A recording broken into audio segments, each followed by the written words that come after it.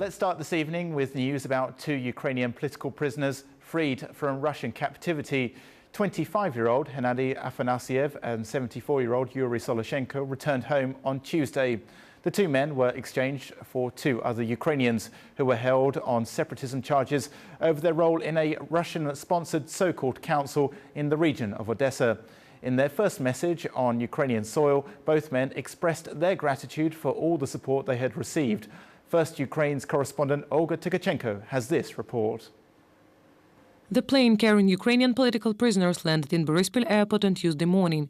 Both of them, although in different time, were arrested in Russia and blamed in grave offenses. Right from the airport, Yuriy Soloshenko and Hennadiy Afanasyev were transported to the Presidential Administration Hospital located in capital city center. In clinic, released political prisoners were awaited by their relatives, journalists and volunteers. Ukraine's president also came to visit them. 74-year-old Yuriy Soloshenko has counted each day of not being in Ukraine. He was detained in Moscow early last year and being accused of spying, got 6 years of imprisonment. In front of the hospital, former captive told that his aspirations has finally become true.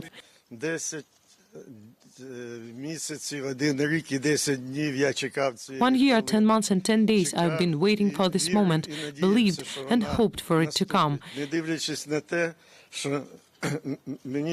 Despite of the constant threatening that my country forgot about me, that the council refused to meet with me,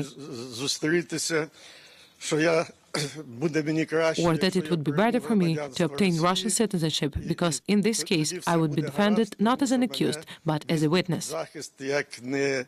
You know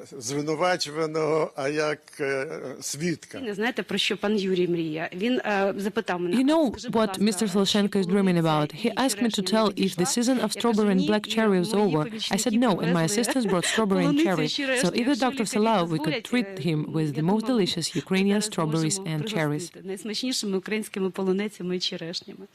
As for Hennadiy Afanasyev, he was detained 2 years ago in Crimea together with Alexei, but was a bit more lucky in contrast to the latter. Afanasyev received 7 years of imprisonment for alleged creation of terrorist group on the peninsula. Now being born out of lasting detention and grave disease, he still stands for other political prisoners, calling on world community to push Russia for their immediate release. I went through the tortures and pain and saw much of it from many other people. I ask you not to drop the sanctions, but to continue such policy and do not lift anything. Because of you, we are here. Thank you.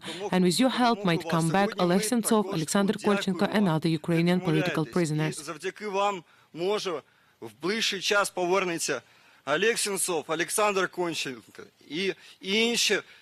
Украинские политарештанты.